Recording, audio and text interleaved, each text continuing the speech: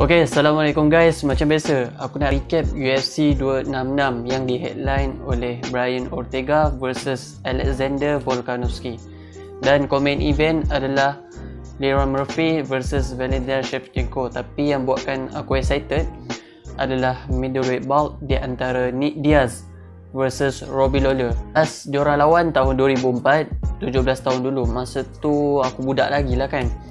Cuba korang beritahu, agak-agak berapa umur korang masa 2004 tu. Bila aku dapat tahu Nick Diaz akan comeback balik, dia mengembalikan kenangan waktu awal-awal dulu aku lain UFC. Dia ibarat macam Ronaldo balik ke MU. Semua orang tengah hype langsung tu kan. Kau bayangkanlah macam mana semua orang menunggu kedatangan dia.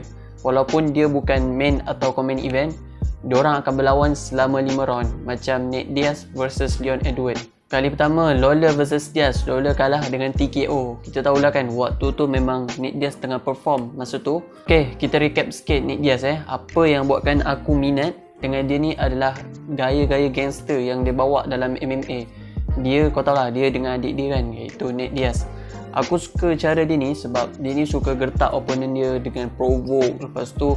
Dan dia ni tak akan KO awal-awal walaupun dia ni ada ruang. Sebab kita tahu yang dia memang suka lengah-lengahkan masa waktu berlawan. Contohnya, waktu dia lawan dengan Paul Daly. Dan kontroversi dia dengan Joe Riggs masa dekat hospital tu. Kalau kau tengok masa fight tu boleh kata sampai berdarah-darah mata dia.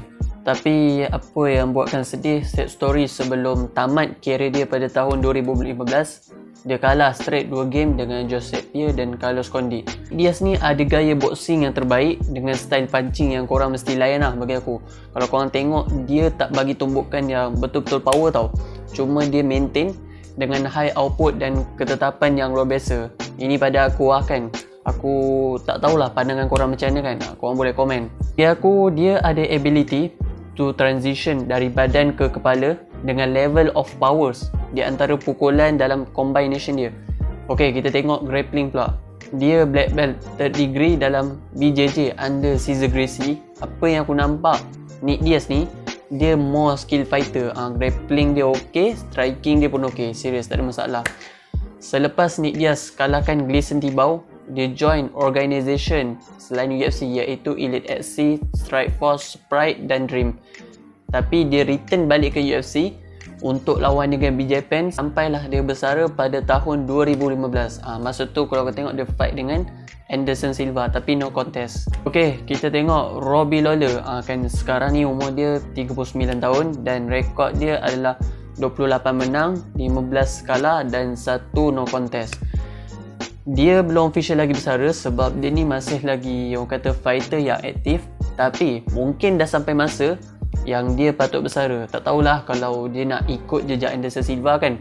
Tapi kepribadian Robbie Lawler berjaya tarik perhatian peminat UFC sebab dia ni merupakan king of violence. Apa yang buatkan orang ingat pasal dia ni, peristiwa 11 Julai kan tahun 2015. Perlawanan dia dengan Rory McDonald. Sampai kan kalau tengok masa tu hidung dia patah kan. Tapi apa yang buatkan dia ni semangat, dia tetap teruskan sampai dia KO kan Rory McDonald pada round kelima. Dana White masa sarungkan tali pinggang tu, kau tahu tak dia siap cakap apa tau dengan Robbie Lawler? Kau baik sikit jaga mulut tu, jangan banyak sangat cakap. Kan lagi kabak macam ni. Kan sampai ada cut kat tepi bibir dia kan. Dia berjaya defend welterweight title 3 tahun berturut-turut. Akhirnya terlepas ke tangan Tyron Woodley selepas dia kena TKO pada tahun 2016. Kalau Nick Diaz ni, kita tahu yang dia ni good grappler. Tapi Robbie Lawler, dia lebih kepada power puncher. Kan masing-masing ada style sendirilah kan. Robbie Lawler bukan je power puncher tau, tapi dia ada ability untuk absorb amount of damage. Dari satu round ke satu round, dia akan maintain forward dan kekalkan agresif sewaktu berlawan. Senang cerita, dia bukan jenis cepat pancit kalau korang tengok dia punya gameplay ni. Tapi selepas dia kekalahan dengan Evan Turner, dia buat langkah yang sama macam mana Nick Diaz buat. Dia beralih ke organisation lain sebelum join semula ke UFC. Maknanya dia fight dekat Strikeforce, Elite FC, Pride, Dream, semua dia join lah.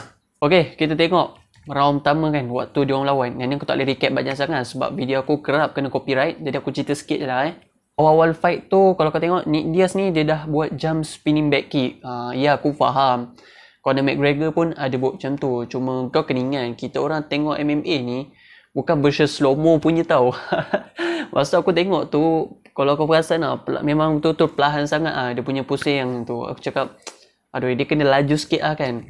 Tapi malam tu kita nampak yang Robbie Lawler ni lebih sharp kan. Sebab yelah kita tahu yang dia ni fighter yang aktif. Cuma mungkin tak ada masalah untuk diteruskan. Tapi kalau Nick Diaz ni, dia dah stop 6 tahun. Bila dia nak dapatkan balik momentum tu, dah agak susah dah.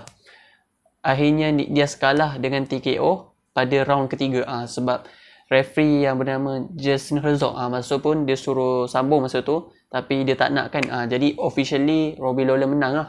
Mungkin ada yang tak perasan kenapa diorang tak lawan dekat kelas welterweight. Katanya mungkin Nick Diaz tak nak weight cut ke, atau dia nak naikkan berat badan ke. Yang tu kita tak tahulah kan. Sebab tiba-tiba diorang kena fight dalam kelas middleweight bout. Sebab kalau kau tengok fizik Nick Diaz ni memang tak kena dekat middleweight. Fans-fans UFC pun ada yang kecam Nick Diaz. Sebab kalau kau tengok gaya shadow boxing dia pun memang sangat-sangat slow. Dan fizik dia pun tak ngam lah. Kalau aku rasa kalau ada trilogi pun mungkin Robbie Lawler akan menang lagi. Korang kena percaya cakap aku yang ni. Fizik body Nick Diaz ni kalau kau tengok yang betul-betul ngam betul-betul solid waktu dia join triathlon. Yang tu kau tengok siap ada oblique dekat tepi perut kan. Memang smart Cuma mungkin body dia bukan untuk fight lagi. Kita tak tahulah yang tu. Jadi selepas je aku tengok Nick Diaz kalah, aku tak rasa yang dia layak untuk lawan dengan Kamaru Usman.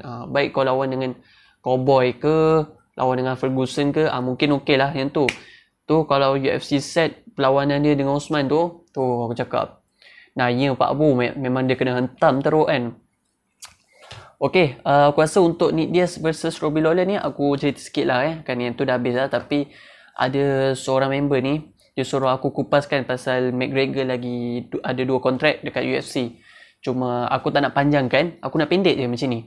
Kalau kau rasa dia lagi 2 kontrak kat UFC tu, mungkin fans-fans akan sedih sebab kita tak dapat lagi tengok suasana hype yang dia bawa dalam UFC dengan kontroversi, dengan provokasi yang dia bawa. Cuma kalau 2 oponen yang dia nak lawan, aku akan pilih Ferguson ataupun Rafael Dos Anjos. Itu je 2. Tapi tak tahulah kalau ada, sebab aku ada bau-bau tau. Mungkin diorang akan ada trilogi balik dengan Nick Diaz. Mungkin kan sebab diorang pun tengah perang kat Twitter. Macam biasa kan, siapa tak kenal McGregor, dia orang kata keyboard warrior. Jadi itu je. Kan apa-apa pun kita tunggulah perkembangan untuk UFC akan datang ni. Jadi apa kata korang? Yang mana okey tak okey kan? Setuju tak setuju? Boleh komen kat bawah. Alright. Thank you. Assalamualaikum.